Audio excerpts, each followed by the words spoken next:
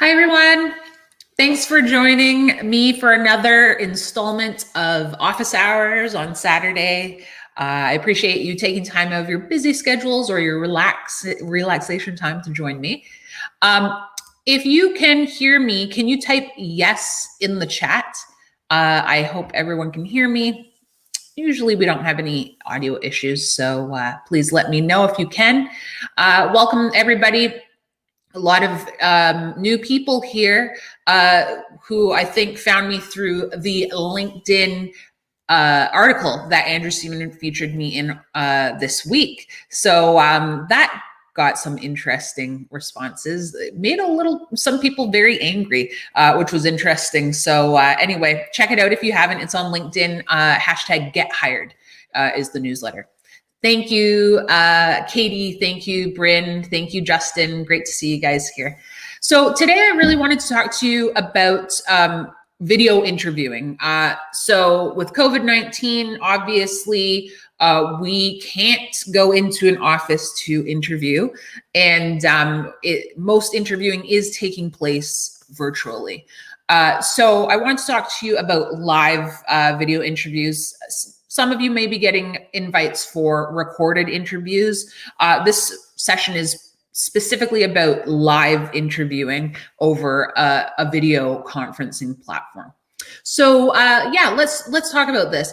So the goal with interviews is really, your resume got you in the door, and your resume is kind of like a movie trailer, and it piques the interest enough in order for you to like order the movie on demand, let's say, or pre-COVID, you would have gone into the theater. So that's kind of what your resume does. It piques the reader's interest enough to invite you for an interview.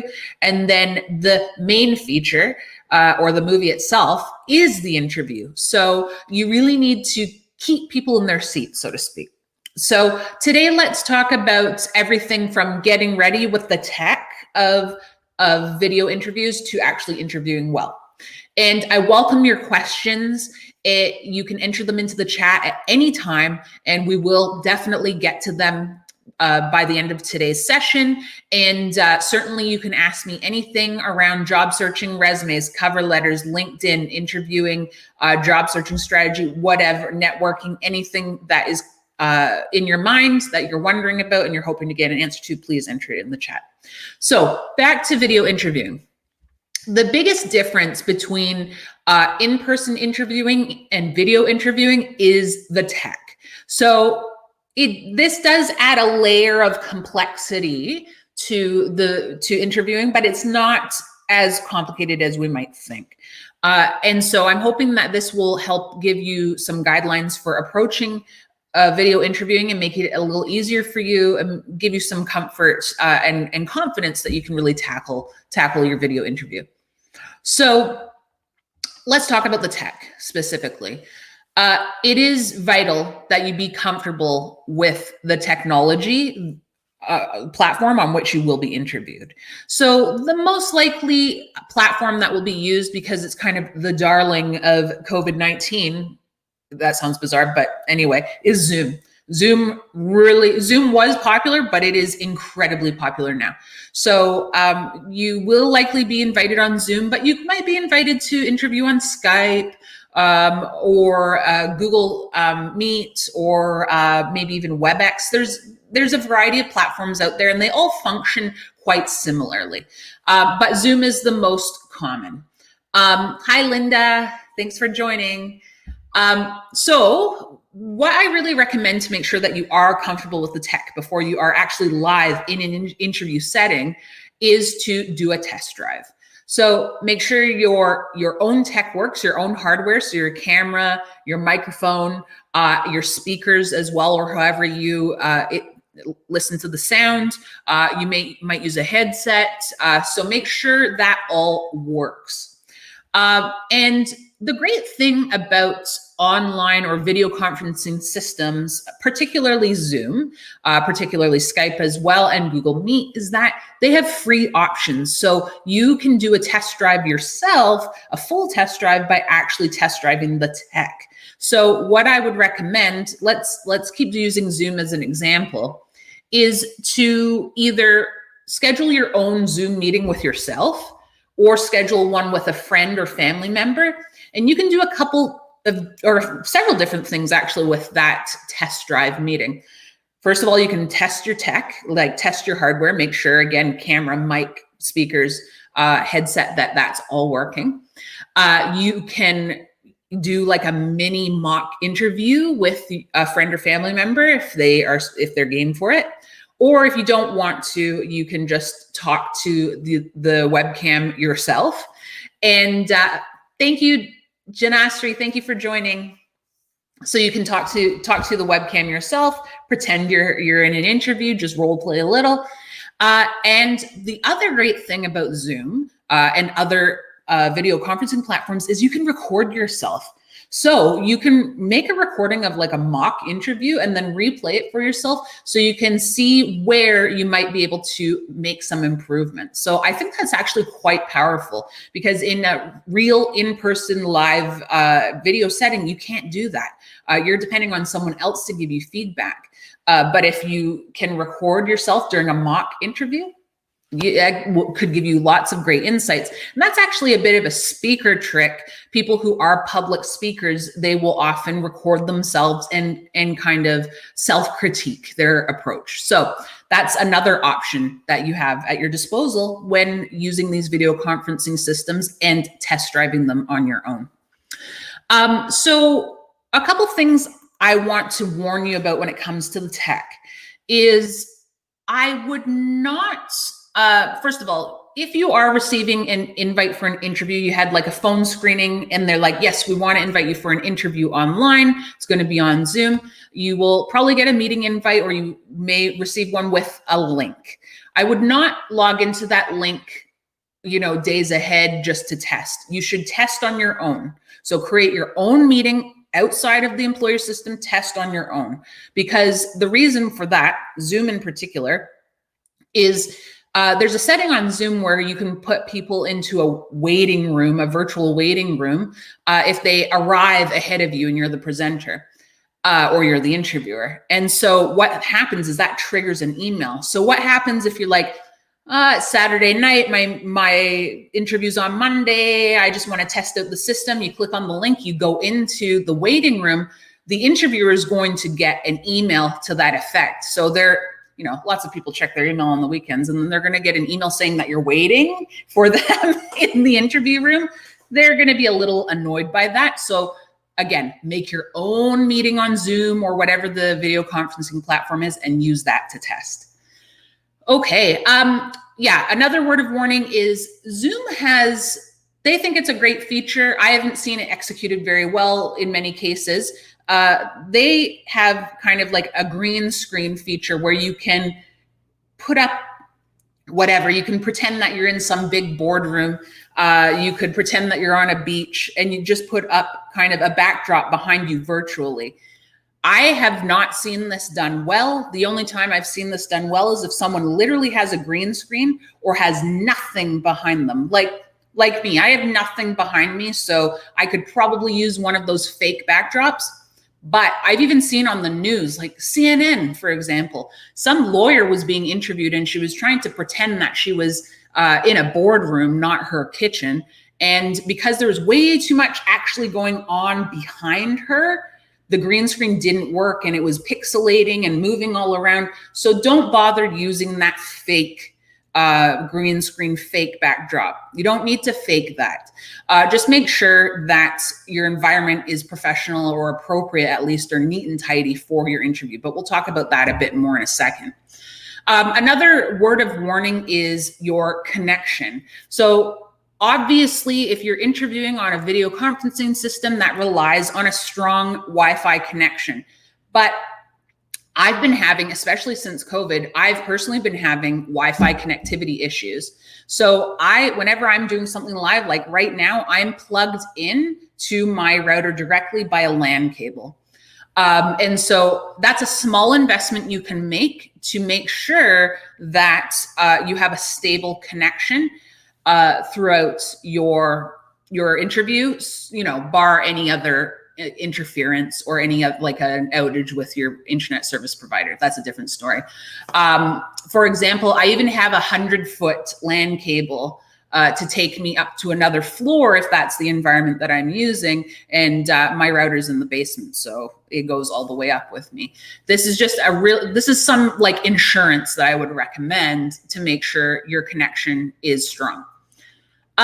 Okay, so let's talk a bit about the environment. So again, you don't need to have a fake background. I tend to discourage a fake background.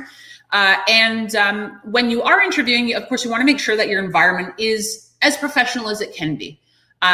You may be interviewing from your bedroom. If that's the case, of course, no unmade beds, please. Of course, no piles of unfolded laundry, please.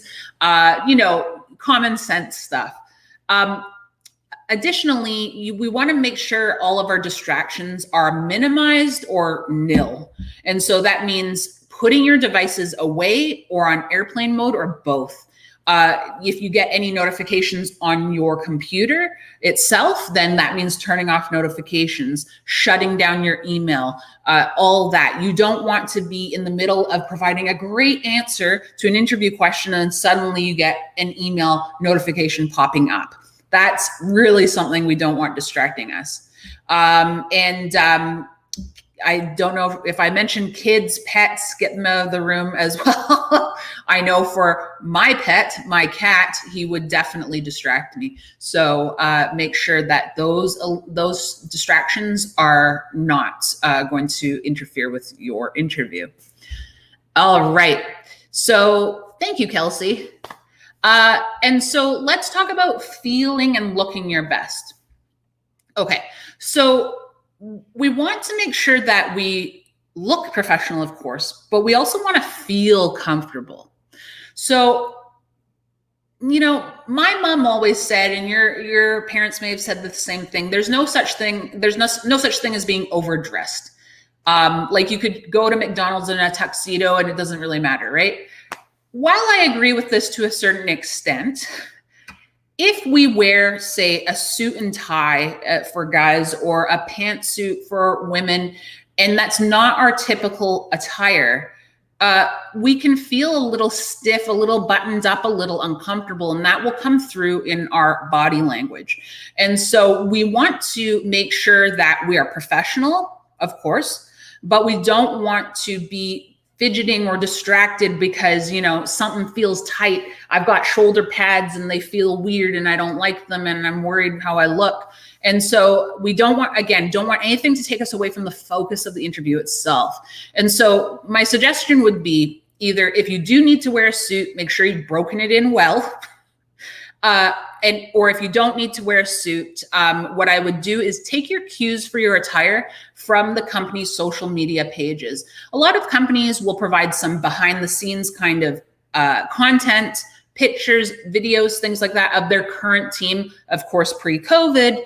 And that will give you an idea of what is acceptable attire. So I wouldn't, if it's Facebook, let's say, and it's a hoodie, I would probably kick it up a couple notches, but you don't need to go full-blown suit. So just make sure that you are comfortable and ready to present well. Okay, so that's that. And this is probably going to sound ridiculous, but I'm going to say it anyway. Make sure you're wearing pants. I realize that everyone's super excited about the fact that working at home means you don't need to wear pants, but an interview is the time that you definitely do need to wear pants. So if you, let's say, have to get up for something during the interview, you might have to, who knows? The last thing you want is to be seen wearing something that's not pants or nothing at all. In any case, so please wear pants. So let's talk about lighting. Lighting is a big thing for making sure you look your best as well. So there's often suggestions to invest in a ring light. I don't know if you've seen a ring light. It's literally like a circle of light. Very popular with YouTubers, very popular in kind of, with the beauty community. Ring lights are okay, but the problem is that ring lights give off a strong reflection. So if you're wearing glasses, and I'll just put on my glasses to show you, now I have contacts in and glasses on now, so I'm very discombobulated, but I have two lights going at the moment. And so if I look up a bit, you can probably see the reflection in my lights. Mine are way high. They're about 7 feet in the air right now because I'm worried about reflection. And with a ring light, most likely that's going to be right in your face. And so that is going to reflect very heavily off any glasses that you're wearing if you wear glasses. And it is so strong that it will also be seen in your irises or in your pupils as well. Very distracting. I don't recommend that. I don't think that's an investment that you need to make. Some of them are very price budget friendly, but I don't think you need to buy them. What you can do is just get some natural light, get in front of a window. If you can't get in front of a window, then bring in some lamps. You do not need to have mega professional lighting for your interview. Let's talk about, thank you, Isabel. Yes, William, right? So, seeing the reflection, very distracting to the person on the other side, right? We don't want to do that to them. We want them to be focused on us and what we're saying. So the angle of your camera also is important. So I do recommend interviewing using your laptop or using a computer with a webcam. That will really help ensure stability. Again, this goes back to my suggestion about plugging into your router directly with a LAN cable. So my laptop, you can't see it obviously, but my laptop and where my webcam is, and it's tilted slightly downwards. It's also elevated about 10 inches off my desk. Now I have a actual stand, but you don't need a stand. You could just use a stack of books. You could use some board games. I mean, probably your Cards Against Humanity board game Cards Against Humanity isn't getting much use during COVID. So just a stack of whatever, as long as it's stable, it's not going to tip over, and place your laptop on top of that. So we want it elevated slightly because, and the lid tilted down slightly because it gives a good angle. So, doesn't show any double chins, right? And it eliminates also any major extra space above my head.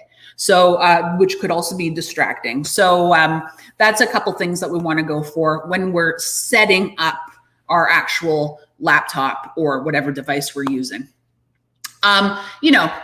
Same science as selfies, right? So with our camera or with our phone, when we're taking a selfie, we want it kind of up, not so much like this, right?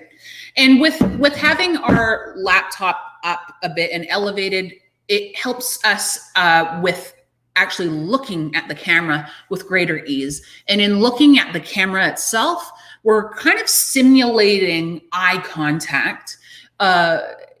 Since we can't be in the room, we can't actually look into a person's eyes. The closest we're going to get to it is looking right at the camera. Okay. So let's talk about the actual process of interviewing. So I do recommend being prepared with your resume and cover letter in case you need to refer to them. If you have any additional supplemental material like portfolio of work, maybe a project that you've done that you might want to bring into the stories that you tell during the interview, have all of that at your fingertips and ready to go. And you also want to have any of the preliminary notes that you took on the company. And hopefully these notes will be tied into, anything that the company may be struggling with and how you can make a connection to or create a solution for them, connecting your own strengths and skills. When you are actually interviewing, you want to be incredibly present and really hear the questions completely before you answer them and clarify the question if you don't understand. That's perfectly okay. And with preparing for an interview, preparing is good. Preparing your answers to questions that you might anticipate is a good plan of action. I definitely recommend it. But when we prepare, sometimes we can kind of be anticipating or working to anticipate questions that may never come, and or may be asked differently, or totally different questions entirely. And so what we want to do, again, is make sure we're present. Be prepared with some stories, good answers in our back pocket, but always be focused on the interviewer, focused on their questions and exactly what they're asking. Definitely make sure that you take a moment, take a beat before you actually answer the question. Compose your answer in your mind before you open your mouth, essentially. A great acronym that I like to use, particularly if I'm interviewing someone or being interviewed, is I use an acronym, and this I learned in coaching school, it's called WAIT. And it stands for why am I talking? So it is a good anchor and good reminder for you to keep your answers succinct, because I know when I used to interview for jobs, I would talk myself in circles. So using the WAIT acronym will help you get to the point quickly, and then stop talking so that the interviewer can get to the next question or ask you more about what you said. You just don't want to be in a position where you're talking, and then you might contradict yourself or something like that. So succinct and answer directly. And you really want to take advantage of any opportunities you're offered when to ask your own questions. This is really an untapped opportunity that a lot of people will answer with, no, I'm good. I don't have any questions. No, I'm good. I'm all set. Thank you. But you can learn so much, and it's not even about just learning more. It's about really showing interest, showing that you did your homework on the company, and giving yourself another opportunity to really make a connection between your skills and what they need from you. So when you are asking those questions at the end of an interview, make sure that they are open-ended. And so an open-ended question means that they cannot be answered with a yes or no or single word. So an open-ended question often starts with what or how. So here are some examples of questions you can ask at the end of the interview. Perhaps, what have you enjoyed most about working for this company? So again, it's open-ended. I can't answer that with no or yes. What would be expected of me in this role in 3 months, 6 months, a year? Again, can't be answered with no or yes or a single word. Or maybe, how would you like me to follow up with you regarding my candidacy for this role? So again, they can't say yes, no, or a single word. This really gets them talking. It further solidifies your connection with the interviewer, and again, gives you more opportunity to reinforce your strengths, reinforce your fit with that company. Okay, so that's really what I wanted to cover around video interviewing. I'd love to open it up to your questions, your job searching questions. I'm here for you. So what questions can you answer? Please type them in the chat.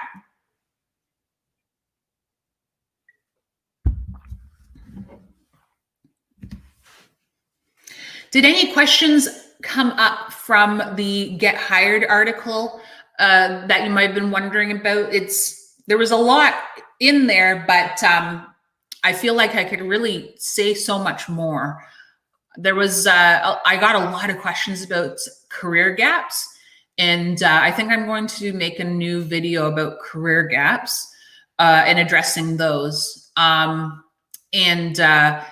Yeah, there were just so many questions, and I realized that one of my career gap videos didn't get into a lot of career gaps that are commonly coming up.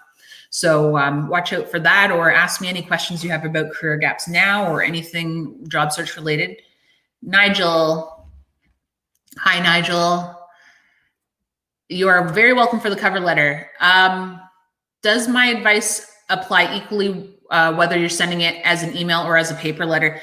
Well, I mean, you probably won't be sending it as a paper letter. I think what you mean is like as a PDF or electronically versus body of an email. And you can certainly use a lot of the same advice in the cover letter guide in the body of the email. Obviously, you'd be eliminating the address section. And I would probably encourage you to make it a little more brief. So really stressing, again, your top skills or top strengths and skills and as they relate to the target job, and also clearing up any red flags that would be appropriate in the cover letter. Okay, hope that helps. And just in case anyone on the video hasn't received their cover letter guide, there's a link in the description of this video where you can sign up for the cover letter guide and make sure that you have a copy for yourself for when you are writing your cover letters. Okay, thanks, Nigel.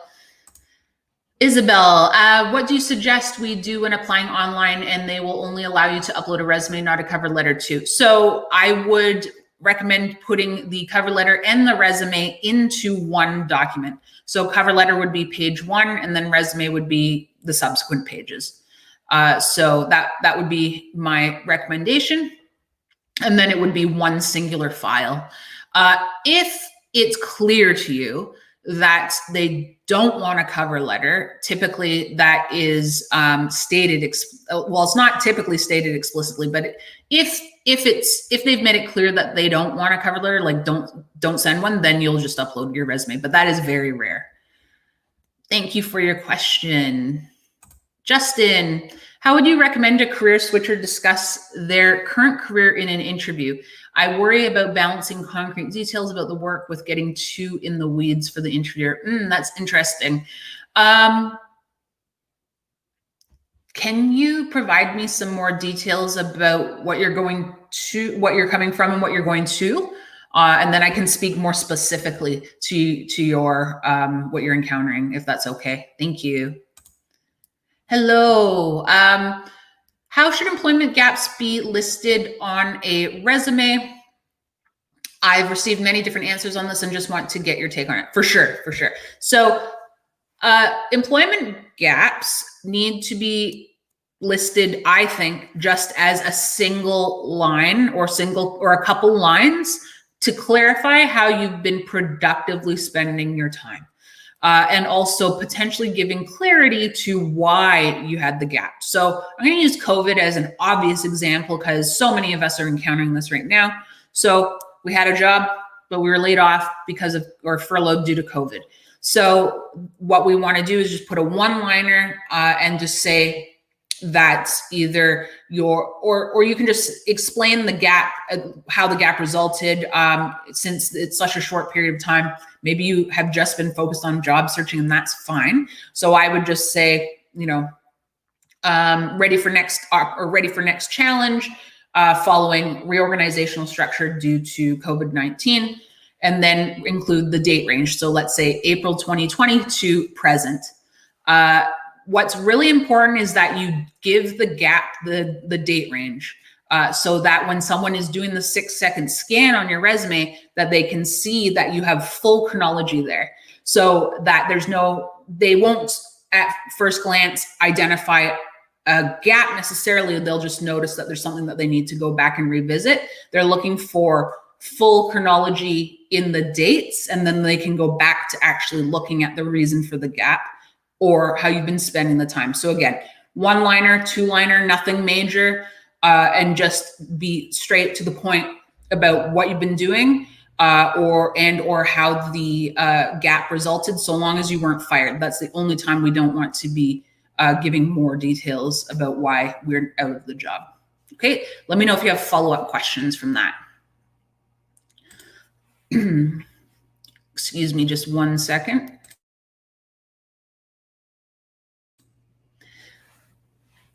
I am wanting to pursue my career in management. Any advice in terms of writing a cover letter and resume?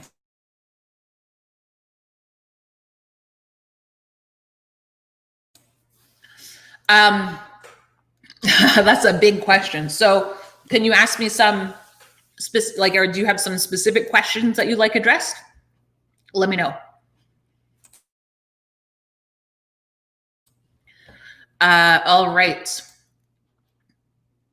If you title your experience section as relevant experience and therefore have gaps between jobs because you don't include irrelevant jobs, do you need to address the gaps in the cover letter? Okay. I don't recommend that you necessarily exclude jobs from your resume if they at the outset seem irrelevant. What's important is for you to make it relevant, make what you think are irrelevant jobs relevant to the employer. So when we do a relevant experience section, we really run the risk of creating unnecessary gaps. So you want to include your work experience in reverse chronological order and bring out the accomplishments that make sense to or resonate with the target employer. The gaps, it depends in terms of clarifying the gaps. It depends if you actually have the gaps after you make this edit to your resume. A gap would be clarified on your cover letter if it's due to a layoff, let's say, if it's due to taking a leave, if it's due to raising a family full-time, things like that. Okay, let me know if you have follow-up questions from that. Okay, Justin, let's get back to you. Okay, you're going from education administration to business operations, like project management. Okay. I just need to revisit your original question. So how would you recommend a career switcher discuss their current career? I worry about balancing concrete details. Okay, so I think what's most important in terms of the switch you want to make and what an interviewer would most wonder about is why. Why are you going from education admin to project management, let's say? What's taking you there? What's the motivation? Why do you want to switch? And really, what you'll need to really do in preparing for interviews is think about the stories that will resonate from your work in education admin, that will resonate in project management or operations, relevant stories. You'll really need to give that some really good thought to make sure that you're very targeted in your answers to questions that they ask you. But I think you really need to nail the why of your career switch ahead of anything else. That's really important, and that's what will be wondered the most, I think. Let me know if you have follow-up questions to that. Linda, how long would an employment gap be to warrant a line item? I would say, I'll give you like a real concrete example. So let's say I was laid off due to COVID-19 in April of 2020. I job searched in May, didn't get anything, still unemployed in June. That's when I would make sure that I'm identifying the gap. Okay, if it doesn't have to meet necessarily a length of time, but I would start to clarify after the 1 month mark, definitely.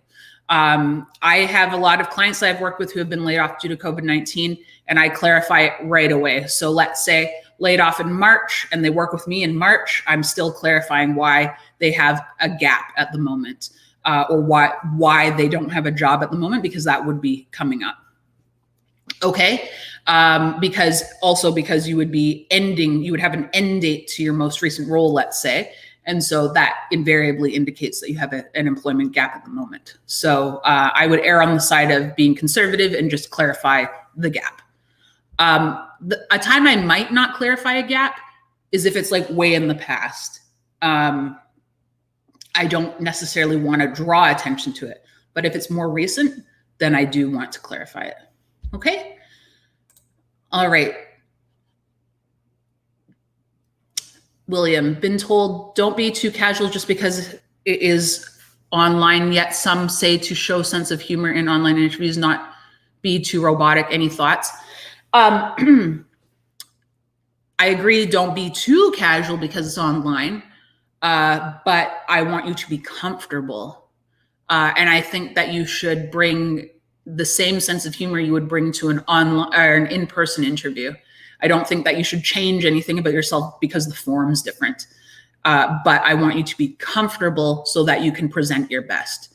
That's all I mean when it comes to the attire, and not being, stiff and buttoned up and wearing a suit when you only wear a suit like for weddings and funerals. Does that make sense? Let me know if you have follow-up questions. William, when do you list gap immediately after 30 days? Okay, so I think I answered that with Linda's question. So let me know if you have any more questions around that. Okay, Isabel, switching from creative manager, technically running a department within a department, to a marketing manager. I have been in marketing department in health. Okay. Sorry, what was your question? Did I miss it? Let me know. All right, great. Okay, so were there any other questions, Isabel? Just let me know more about the question you're asking there. Any other questions that I can answer for you? Again, if you would like to be sent the cover letter guide and checklist, the link to that to sign up is in the description of this video. Oops. When you're speaking to the interviewer, is it better to look at your camera on your screen? Better to look at your camera. Definitely. It kind of simulates eye contact when you can't really have eye contact through the internet. Isabel, going back to your original question, switching from creative manager, technically running a department within a department, to a marketing manager. I've been in marketing department and okay.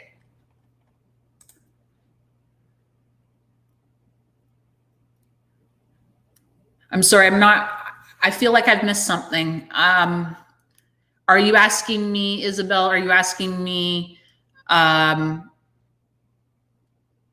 what are you asking? Yeah, I'm not really following. Oh, I'm sorry. I missed your second. Okay. You need help figuring out how to tie it in. Okay. And so, yeah. So you tell me, why are you switching? What is really your motivation for switching? I'll get back to you. Linda, how long should your resume be? Mine is 2 pages. I've been working since early 80s. 2 pages is fine. There's no, like, you may have heard that a resume needs to be 1 page. That is an arbitrary length. It does not need to be 1 page. It can absolutely be 2 pages. Occasionally it can be 3. So the longest resume I've written is a 4-page resume, but that was for CEOs and board executives. So I think 2 pages is comfortable. I think that's a good length to shoot for. But again, no rules around that. Right. Thank you, William.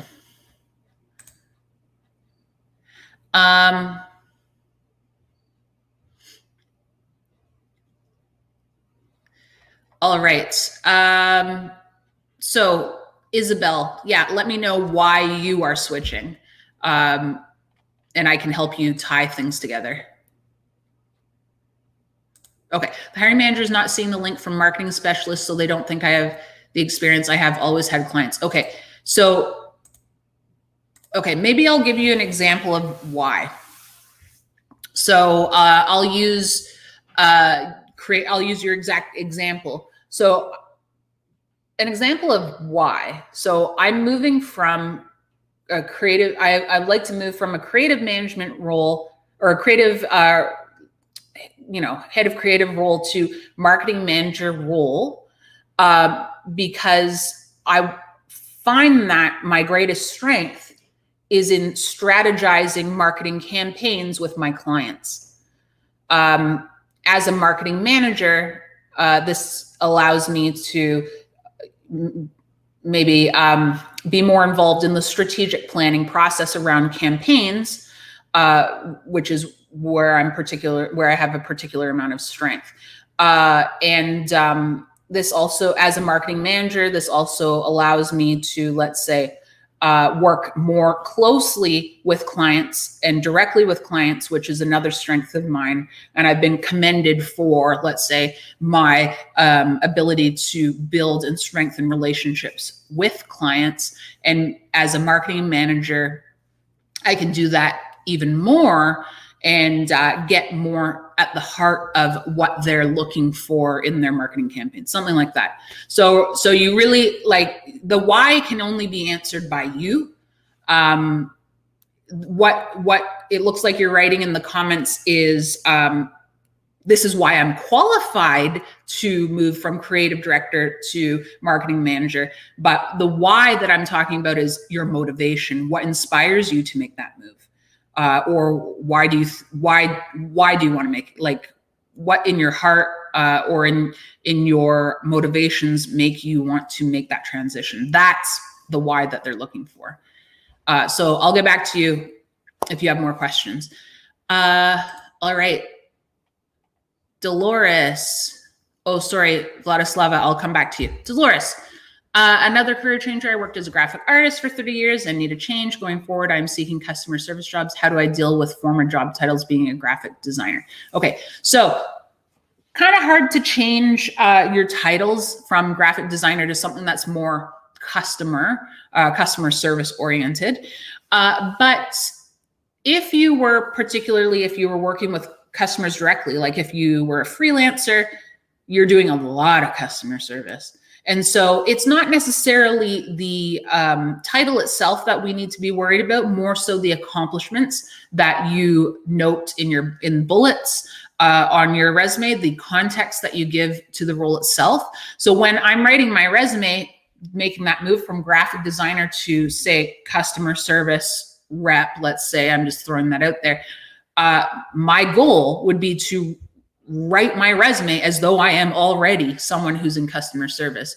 So I would be really bringing out the customer related accomplishments from my work as a graphic designer, because I'm sure you have them, especially if you were dealing directly with customers. Absolutely, you already have the skills that you need to move more into a customer service specific role. Let me know what questions you have follow up from that. Vladislava. 5 listed skills that are not covered in my last 10 years of work experience included in my resume. What is the best way to summarize it? So, of course, your skills do need to be backed up by accomplishments. Your skills can also be backed up by education, whether that be formal or informal, like self-study. A lot of skills are also transferable. So like I was discussing with Dolores, you may have the skills but not realize that you've been using them. So you really need to reflect on your work. And if, let's say, you only use those skills more than 10 years ago, you have to, or what I would encourage you to do is identify the best accomplishments that highlight those skills and bring them forward up to page 1 of your resume and mention them in a career highlights section. So what would the order of that would be: your professional summary, career highlights. So the best accomplishments that exhibit strength in those skills that you want to highlight. So that's what I would do. Okay. All right. Okay.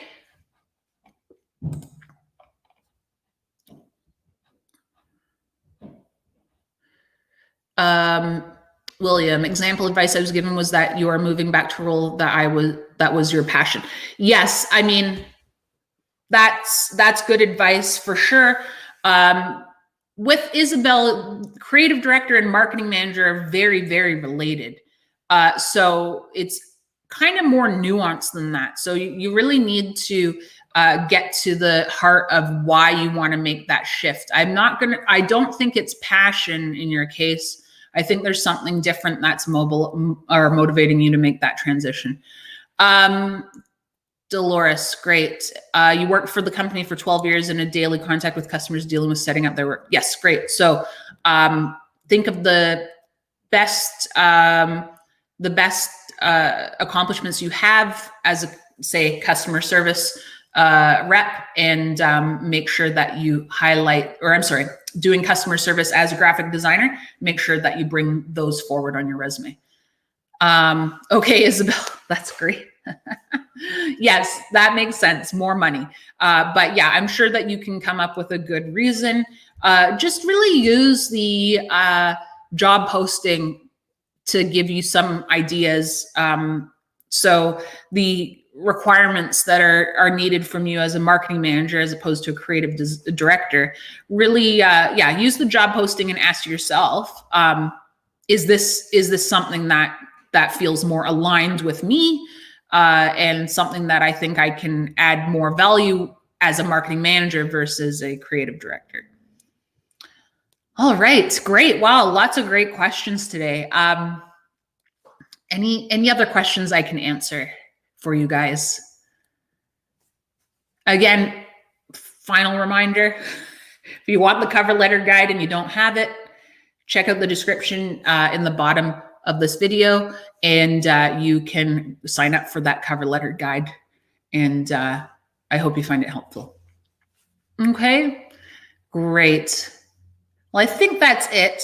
So with that, have a great rest of your Saturday or Sunday, wherever you're calling in from or signing in from. And we will talk to you again soon. I will be doing this again next Saturday. Thank you, Isabel. I will be doing this again next Saturday. So please keep an eye out for any notifications that might be coming through email or social. So take care. Great. Thanks, Linda. All the best to you. Take care, everyone.